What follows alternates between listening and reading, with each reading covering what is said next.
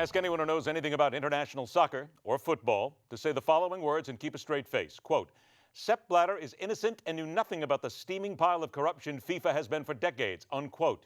Go ahead, try it. Can't be done.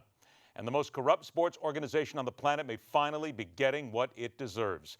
Break out the red cards with London editor of the Daily Beast, whose latest article is entitled, Feds Will Break FIFA Like the Mafia, Nico Hines. Nico, let's be very honest here. FIFA is, in many ways, just another mafia, is it not? There do seem to be a lot of similarities in that you've got an extremely powerful leader and then a whole load of people that come below him that don't dare to question him and do everything that they can to protect him from prosecution, perhaps, or even just bad news. So there does seem to be a kind of fear of allowing any details about the central leadership of this organization to leak into the public domain.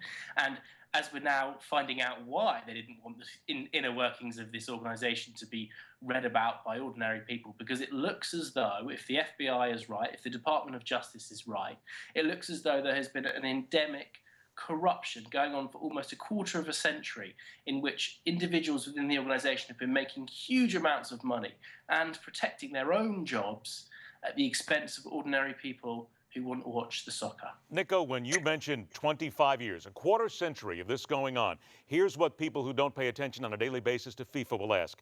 Why has it taken 25 years? I mean, if this kind of cheating, fraud, deceit, and corruption has been going on for 25 years, why couldn't they catch these guys earlier?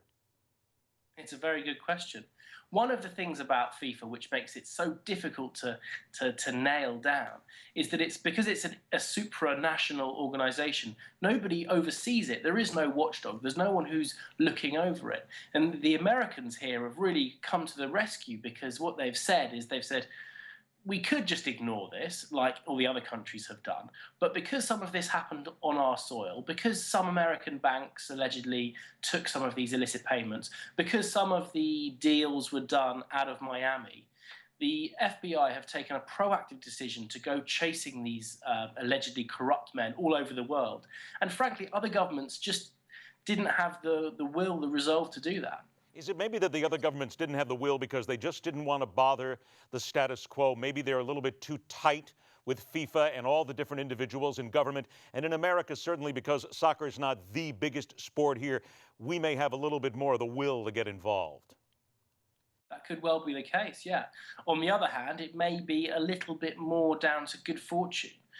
Because what is becoming obvious is that the Americans had somebody in Chuck Blazer, who used to be the most high-ranking American in the world soccer organization structure. They had somebody in him that they knew had broken the law, and they were able to say to him, look, if you help us out, we'll be able to cut a deal with you. But what you're going to have to do, and reports on this are unconfirmed, but it looks as though he was going to meetings wearing a wire, perhaps even a microphone hidden inside an Olympic rings key fob that he had at events in London in the last few years. And so through this kind of turncoat, this is where the mafia comes back in again. You need someone to rat out the top guys. And it looks as though the Americans stumbled upon somebody who could do that job for them. I got about 30 seconds left. Is it possible that if this follows through as we think it will and all the evidence comes through, that we are looking at the end of FIFA as we know it? Certainly as we know it, yes.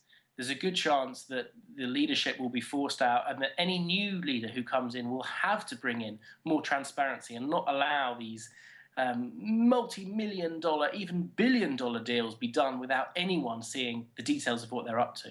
By the way, quick answer. Sepp Blatter said, I cannot monitor everyone all of the time. Is that one of the most preposterous things you've ever heard? Well, you could come up with a list of about 10 things that he said that are equally preposterous. The man has no shame.